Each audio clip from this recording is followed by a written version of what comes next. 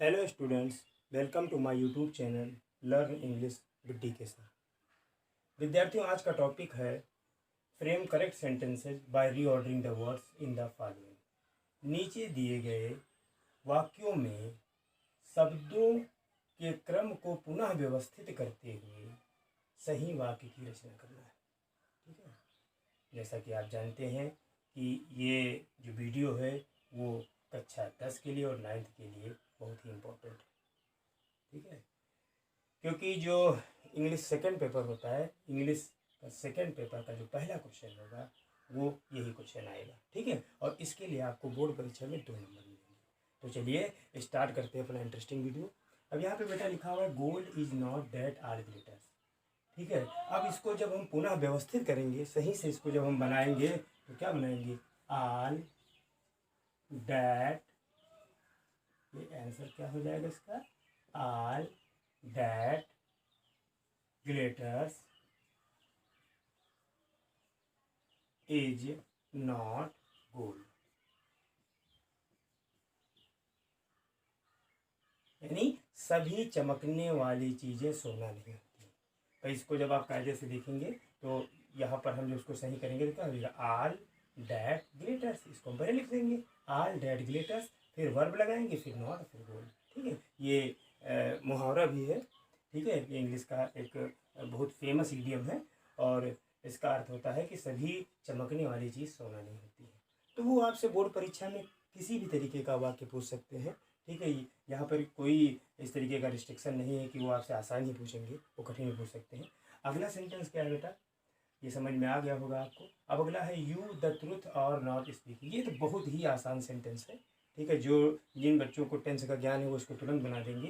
तो ये जब बेटा बनेगा तो क्या हो जाएगा? ये हो जाएगा you are not, you are not speaking, you are not speaking the truth. ये इस तरीके से ये बिल्कुल सही बन गया।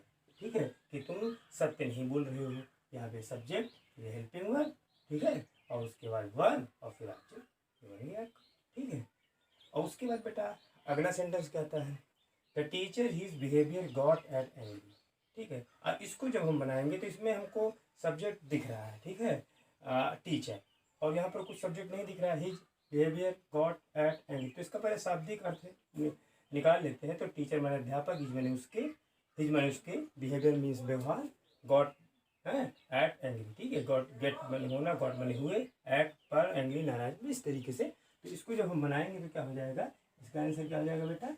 The teacher, the teacher, get की सेकंड फॉर्म गॉट होती है, द टीचर गॉट एंग्री। अब ये देखिए, ये एंग्री यहाँ पे लाएंगे, the teacher got angry, the teacher got angry. ठीक है, उसके बाद एट हिज बिहेवियर, बिहेवियर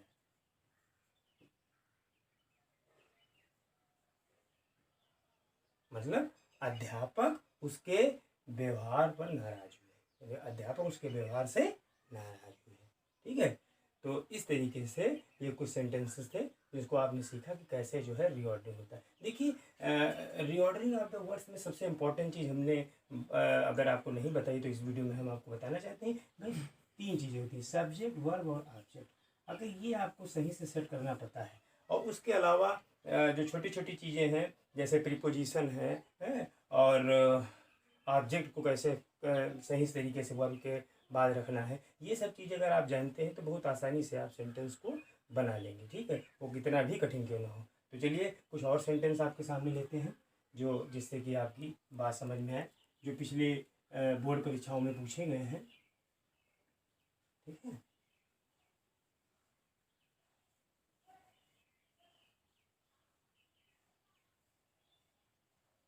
अब जैसे मान लीजिए कोई सेंटेंस लिखा हुआ है।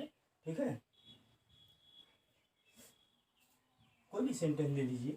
ठीक है, अब जैसे हमने कह दिया माई, फिर टॉट, टी टॉट, ये पार्ट है जिस तरीके। ठीक है, माई टॉट स्विमिंग, स्विमिंग, फिर हमने ये इस तरीके से लगा दिया। ठीक है, मी, बहुत कठिन आते नहीं हैं बोर्ड परीक्षा में, तो ऐसे ही सेंटेंस आएंगे। तो अगर इसको हमको बनाना है तो क्या बना देंगे बेटा, इसको जो हम बनाएंगे तो ये बन जाएगा माई फादर, माई देखिए यहाँ पे माई है, फिर ये फादर इधर आ जाएगा, my father taught me swimming. ये किस टेंस में है, ये हमारा पास्ट इंडिफिनिट में है कि मेरे पिताजी ने मुझे तैरना सिखाया। ठीक है, ये टीच की second form teach taught taught. ठीक है, तो इस तरीके से चलिए दूसरा सेंटेंस लेते हैं। ठीक है, अब मान लीजिए कोई सेंटेंस लिखा हुआ है नेवर। ठीक है, फिर उसका अगला पार्ट हमारा मान लीजिए आ गया हार्ड। ठीक है, फिर क्या लिखा हुआ है गोज। ठीक है, हार्ड के बाद गोज। ठीक है, फिर बेस्ट, वेस्ट, फिर वर्क, ये लिखा हुआ है। ठीक है, अब अगर इसको आपको बनाना है तो क्या बन जाएगा, अब यहाँ पे आप पहले इसका शाब्दिक अर्थ निकाल लीजिए। नेवर माने कभी नहीं, हार्ड कठिन, गोज वेस्ट वर्क। ठीक है, तो अब ये कुछ हमको पता चल रहा है कि ये कहीं ना कहीं बात कर रहा है कठिन परिश्रम की। तो इसको जब हम बनाएंगे बेटा तो क्या हो जाएगा, हार्ड वर्क, हार्ड वर्क। ठीक है, नेवर गोज वेस्ट। कठिन परिश्रम कभी खराब नहीं जाता है। ठीक है, नेवर के बाद वर्ब की फर्स्ट फॉर्म में एस या एस लग जाता है। ठीक है, ये रूल है प्रेजेंट डिफिनिट के अंतर्गत। ठीक है, तो कठिन परिश्रम कभी भी खराब नहीं जाता है। ठीक है, और दूसरे अलग से और सेंटेंस लेते हैं आपके सामने। ये वो सेंटेंसेस हैं जो बोर्ड परीक्षा में पूछे गए हैं। ठीक है, अब मान लीजिए अगला सेंटेंस है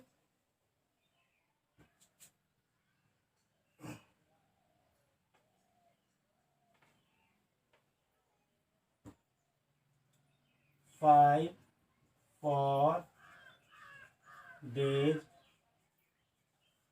उसके बाद क्या लिखा हुआ है 5 फॉर डेज। ठीक है, मेडिसिन, मेडिसिन। फिर उसके बाद क्या हो जाएगा बेटा टेक दिस, फिर टेक दिस, टेक। फिर उसके बाद क्या हो जाएगा दिस, टेक रेगुलरली, रेगुलरली, ये लिखा हुआ है। ठीक है, अब ये 5 दिनों तक कह सकते हो, मेडिसिन मीन दवा, दिस ये टेक मैंने लो, रेगुलरली मैंने नियमित रूप से। तो इस तरीके से अगर शाब्दिक अर्थ आप निकाल लेंगे तो सेंटेंस को रीऑर्डरिंग करने में बड़ी आसानी होगी। तो इसको जब हम बनाएंगे बेटा तो क्या हो जाएगा, ये हमको कहीं ना कहीं लग रहा है कि ये इम्परेटिव सेंटेंस है। तो इसको जब हम बनाएंगे तो क्या हो जाएगा, ये हो जाएगा टेक, तो टेक यहाँ से लेंगे। ठीक है, take this medicine, take this medicine. ठीक है, रेगुलरली अब यहीं पे तुरंत लगा देंगे, regularly take this medicine regularly, कितने दिनों तक, फॉर 5 डेज, फॉर 5 डेज। यानी कि इस दवा को 5 दिनों तक आप लीजिए। ठीक है, तो ये ऐसे सेंटेंसेस हैं जो बोर्ड परीक्षाओं में पूछे जा चुके हैं, पिछली बोर्ड परीक्षाओं में पूछे जा चुके हैं। ठीक है, और सेंटेंसों की हम प्रैक्टिस करते हैं। अब मान लीजिए और हम सेंटेंस देखते हैं, ये आप सीख चुके होंगे।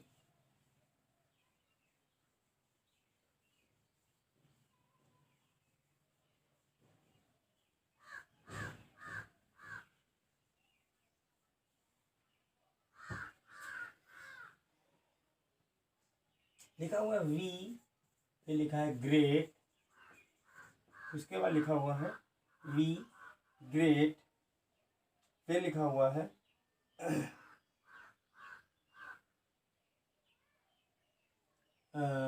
रिस्पेक्ट, वी ग्रेट, फिर लिखा हुआ है रिस्पेक्ट।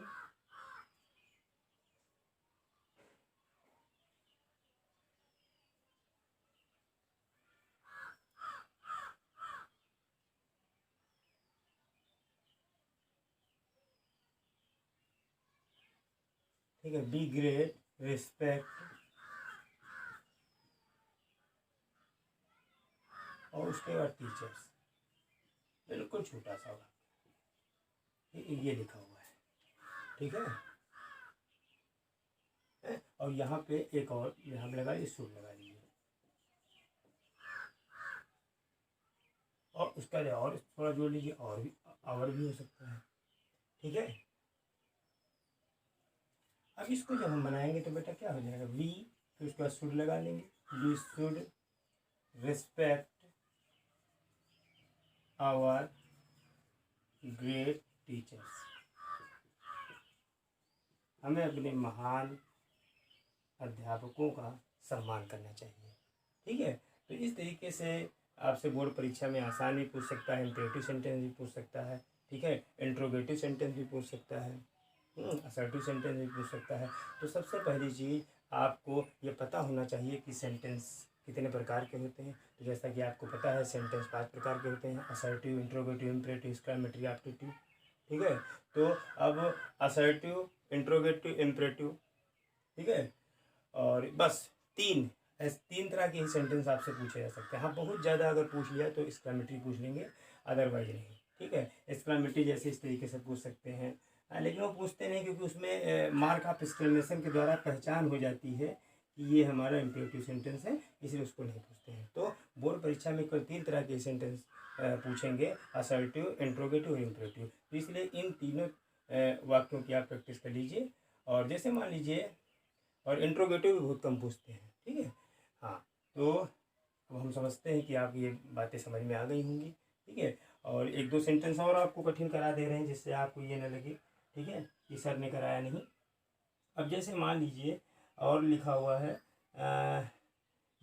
द मॉर्निंग, बड़ा सेंटेंस मान लीजिए ले लिया, द मॉर्निंग, ठीक है, फिर गुड, उसके बाद हमने ले लिया द मॉर्निंग गुड टू, फिर हमने कर लिया अर्ली, ठीक है, टू अर्ली, ठीक है, टू अर्ली, इट इज,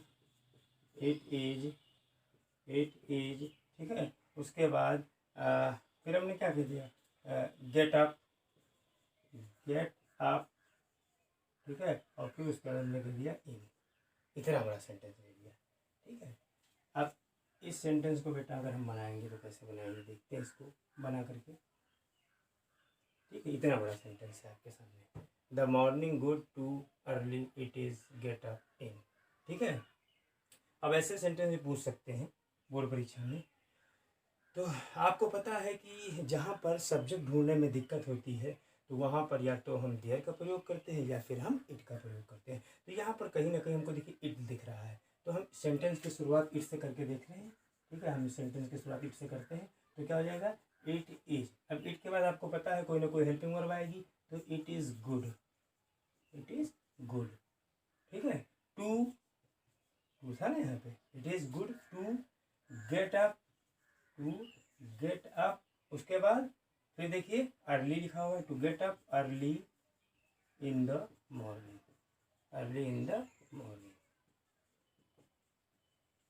ठीक है।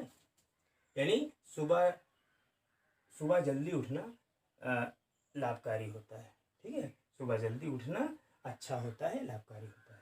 तो बस इसी तरीके के सेंटेंस आपसे बोर्ड परीक्षा में पूछे जाएंगे। तो आशा करते हैं कि ये वीडियो आपकी समझ में आया होगा।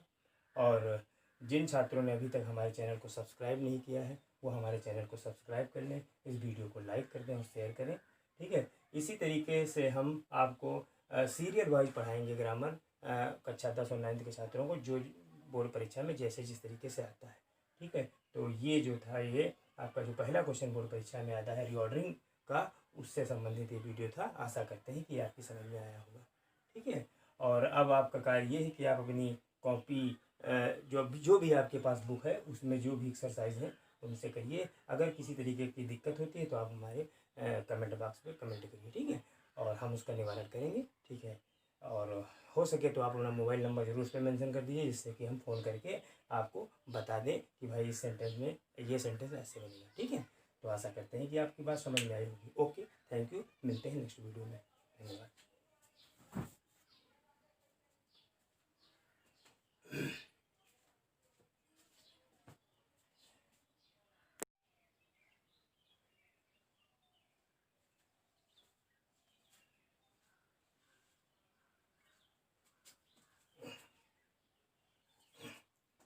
Hello students, welcome to my YouTube channel learn English with DK sir. विद्यार्थियों, आज का टॉपिक है frame correct sentences by reordering the words in the following. नीचे दिए गए वाक्यों में शब्दों के क्रम को पुनः व्यवस्थित करते हुए सही वाक्य की रचना करना है। ठीक है, जैसा कि आप जानते हैं कि ये जो वीडियो है वो कक्षा 10 के लिए और 9th के लिए बहुत ही इम्पोर्टेंट है। ठीक है, क्योंकि जो इंग्लिश सेकंड पेपर होता है, इंग्लिश का सेकंड पेपर का जो पहला क्वेश्चन होगा वो यही क्वेश्चन आएगा। ठीक है, और इसके लिए आपको बोर्ड परीक्षा में 2 नंबर मिलेंगे। तो चलिए स्टार्ट करते हैं अपना इंटरेस्टिंग वीडियो। अब यहाँ पे बेटा लिखा हुआ है gold is not that are glitters. ठीक है, अब इसको जब हम पुनः व्यवस्थित करेंगे, सही से इसको जब हम बनाएंगे तो क्या बनाएंगे, ऑल दैट, ये आंसर क्या हो जाएगा इसका, all that glitters is not gold. यानी सभी चमकने वाली चीजें सोना नहीं होती। तो इसको जब आप कायदे से देखेंगे तो यहाँ पर हम जो उसको सही करेंगे तो क्या होगा, ऑल दैट ग्लिटर्स, इसको हम पहले लिख देंगे ऑल दैट ग्लिटर्स, फिर वर्ब लगाएंगे, फिर नॉट, फिर गोल्ड। ठीक है, ये मुहावरा भी है। ठीक है, ये इंग्लिश का एक बहुत फेमस इडियम है और इसका अर्थ होता है कि सभी चमकने वाली चीज़ सोना नहीं होती है। तो वो आपसे बोर्ड परीक्षा में किसी भी तरीके का वाक्य पूछ सकते हैं। ठीक है, यहाँ पर कोई इस तरीके का रिस्ट्रिक्शन नहीं है कि वो आपसे आसान ही पूछेंगे, वो कठिन ही पूछ सकते हैं। अगला सेंटेंस क्या है बेटा, ये समझ में आ गया होगा आपको। अब अगला है यू द ट्रुथ और नॉट स्पीकिंग। ये तो बहुत ही आसान सेंटेंस है। ठीक है, जो जिन बच्चों को टेंस का ज्ञान है वो इसको तुरंत बना देंगे। तो ये जब बेटा बनेगा तो क्या हो जाएगा, ये हो जाएगा you are not, you are not speaking, you are not speaking the truth. ये इस तरीके से ये बिल्कुल सही बन गया। ठीक है, कि तुम सत्य नहीं बोल रहे हो। यहाँ पे सब्जेक्ट, ये हेल्पिंग वर्ब, ठीक है, और उसके बाद वर्ब और फिर ऑब्जेक्ट, ये बन गया। ठीक है, और उसके बाद बेटा अगला सेंटेंस कहता है the teacher his behaviour got at angry.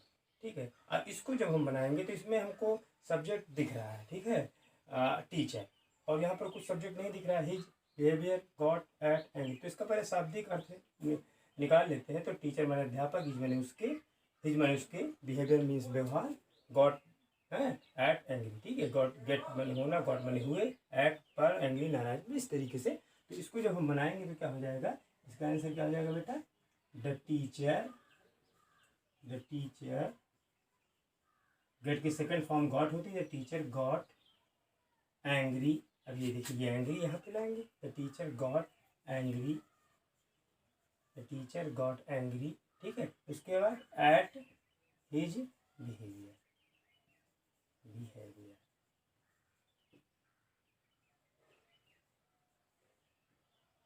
मतलब अध्यापक उसके व्यवहार पर नाराज हुए, अध्यापक उसके व्यवहार से नाराज हुए। ठीक है, तो इस तरीके से ये कुछ सेंटेंसेस थे जिसको आपने सीखा कि कैसे जो है रीऑर्डरिंग होता है। देखिए, रीऑर्डरिंग ऑफ द वर्ड्स में सबसे इम्पोर्टेंट चीज़ हमने अगर आपको नहीं बताई तो इस वीडियो में हम आपको बताना चाहते हैं। भाई 3 चीज़ें होती हैं, सब्जेक्ट, वर्ब और ऑब्जेक्ट। अगर ये आपको सही से सेट करना पता है, और उसके अलावा जो छोटी छोटी चीज़ें हैं जैसे प्रीपोजिशन है और ऑब्जेक्ट को कैसे सही तरीके से वर्ब के बाद रखना है, ये सब चीज़ें अगर आप जानते हैं तो बहुत आसानी से आप सेंटेंस को बना लेंगे। ठीक है, वो कितना भी कठिन क्यों ना हो। तो चलिए कुछ और सेंटेंस आपके सामने लेते हैं जो जिससे कि आपकी बात समझ में आए, जो पिछले बोर्ड परीक्षाओं में पूछे गए हैं। ठीक है,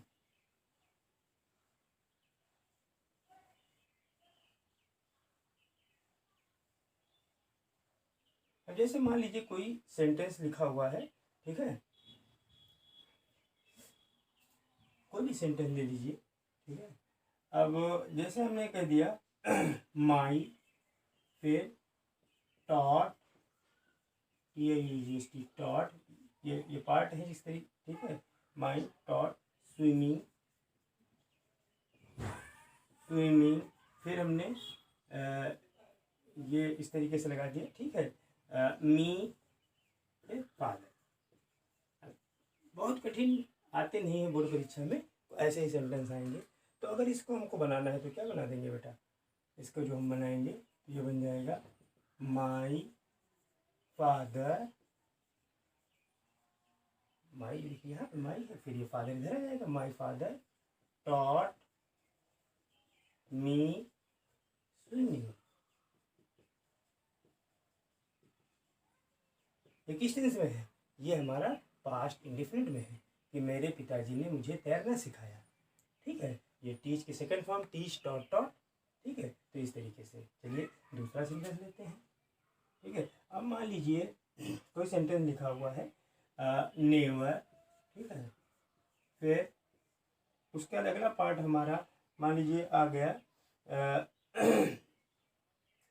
हार्ड। ठीक है, फिर क्या लिखा हुआ है गोज।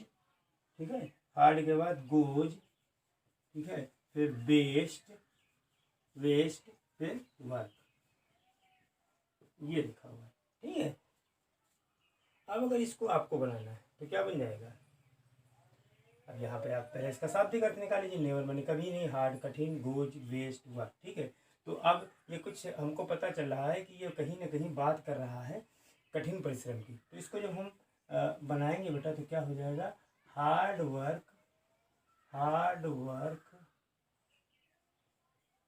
ठीक है, नेवर गोज वेस्ट। कठिन परिश्रम कभी खराब नहीं जाता है। ठीक है, नेवर के बाद वर्ब की फर्स्ट फॉर्म में एस या एस लग जाता है। ठीक है, ये रूल है प्रेजेंट डिफिनिट के अंतर्गत। ठीक है, तो कठिन परिश्रम कभी भी खराब नहीं जाता है। ठीक है, और दूसरे अलग से और सेंटेंस लेते हैं आपके सामने। ये वो सेंटेंसेस हैं जो बोर्ड परीक्षा में पूछे गए हैं। ठीक है, अब मान लीजिए अगला सेंटेंस है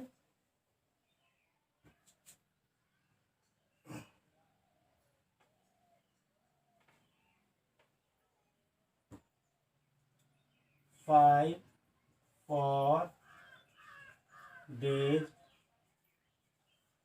उसके बाद क्या लिखा हुआ है 5 फॉर डेज। ठीक है, मेडिसिन, मेडिसिन। फिर उसके बाद क्या हो जाएगा बेटा टेक दिस, फिर टेक दिस, टेक। फिर उसके बाद क्या हो जाएगा दिस टेक रेगुलरली, रेगुलरली, ये लिखा हुआ है। ठीक है, अब ये 5 दिनों तक कह सकते हो मेडिसिन मीन दवा, दिस ये टेक मैंने लो, रेगुलरली मैं नियमित रूप से। तो इस तरीके से अगर शाब्दिक अर्थ आप निकाल लेंगे तो सेंटेंस को रीऑर्डरिंग करने में बड़ी आसानी होगी।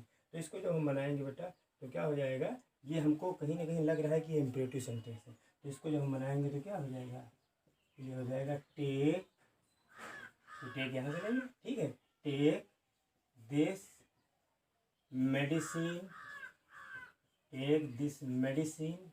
ठीक है, रेगुलरली अब यहीं पे तुरंत लगा देंगे, regularly take this medicine regularly, कितने दिनों तक, फॉर 5 डेज, फॉर 5 डेज। यानी कि इस दवा को 5 दिनों तक आप लीजिए। ठीक है, तो ये ऐसे सेंटेंसेस जो बोर्ड परीक्षाओं में पूछे जा चुके हैं, पिछली बोर्ड परीक्षाओं में पूछे जा चुके हैं। ठीक है, और सेंटेंसों की हम प्रैक्टिस करते हैं। अब मान लीजिए और हम सेंटेंस देखते हैं, ये आप सीख चुके होंगे।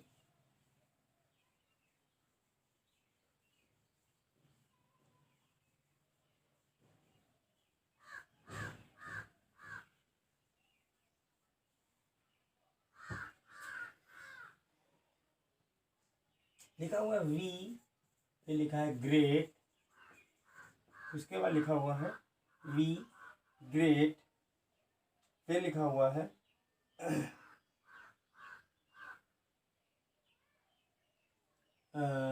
रिस्पेक्ट, वी ग्रेट, फिर लिखा हुआ है रिस्पेक्ट।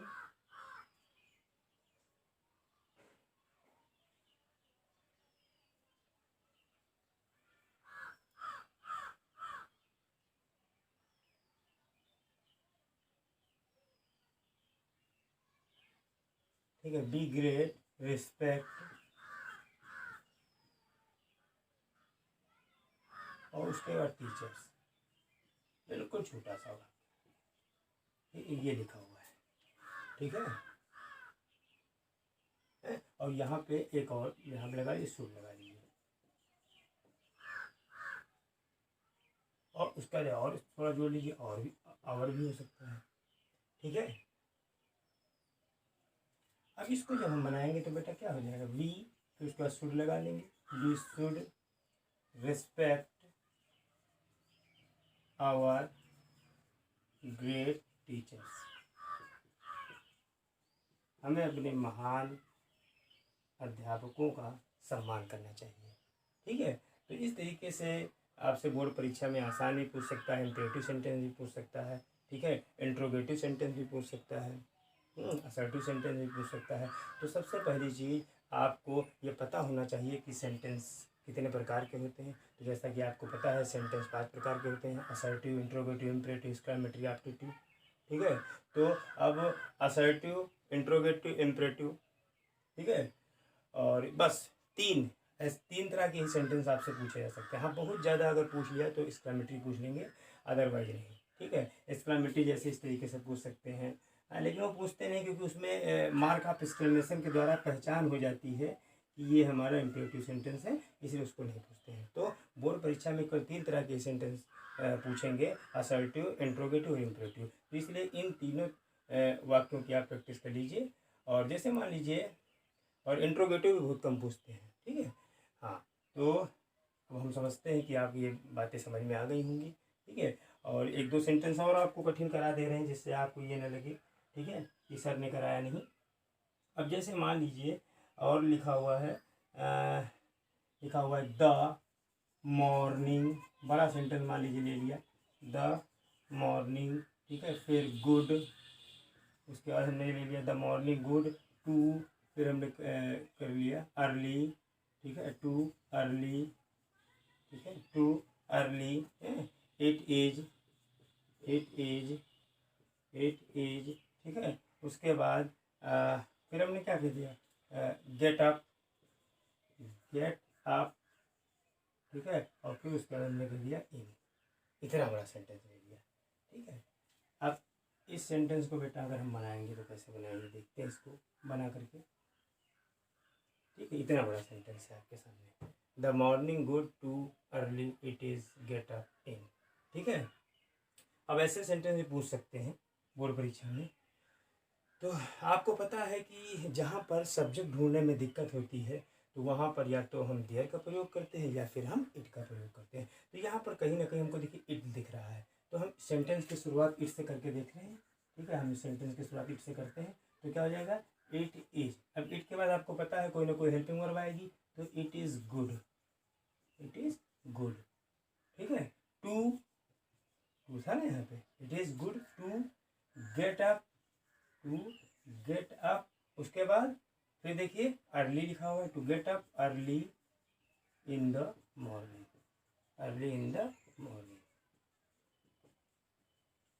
ठीक है। यानी सुबह जल्दी उठना लाभकारी होता है, ठीक है। सुबह जल्दी उठना अच्छा होता है, लाभकारी होता है। तो बस इसी तरीके के सेंटेंस आपसे बोर्ड परीक्षा में पूछे जाएंगे। तो आशा करते हैं कि ये वीडियो आपकी समझ में आया होगा। और जिन छात्रों ने अभी तक हमारे चैनल को सब्सक्राइब नहीं किया है वो हमारे चैनल को सब्सक्राइब कर लें, इस वीडियो को लाइक कर दें और शेयर करें, ठीक है। इसी तरीके से हम आपको सीरियल वाइज पढ़ाएंगे ग्रामर, कक्षा 10 और 9th के छात्रों को, जो बोर्ड परीक्षा में जैसे जिस तरीके से आता है, ठीक है। तो ये जो था, ये आपका जो पहला क्वेश्चन बोर्ड परीक्षा में आता है रीऑर्डरिंग का, उससे संबंधित ये वीडियो था। आशा करते हैं कि आपकी समझ में आया होगा, ठीक है। और अब आपका कार्य ये है कि आप अपनी कॉपी, जो भी आपके पास बुक है उसमें जो भी एक्सरसाइज है उनसे करिए। अगर किसी तरीके की दिक्कत होती है तो आप हमारे कमेंट बॉक्स में कमेंट करिए, ठीक है, और हम उसका निवारण करेंगे, ठीक है। और हो सके तो आप अपना मोबाइल नंबर जरूर उस पर मेंशन कर दीजिए, जिससे कि हम फ़ोन करके आपको बता दें कि भाई इस सेंटेंस में ये सेंटेंस ऐसे बनेगा, ठीक है। तो आशा करते हैं कि आपकी बात समझ में आई होगी। ओके, थैंक यू, मिलते हैं नेक्स्ट वीडियो में।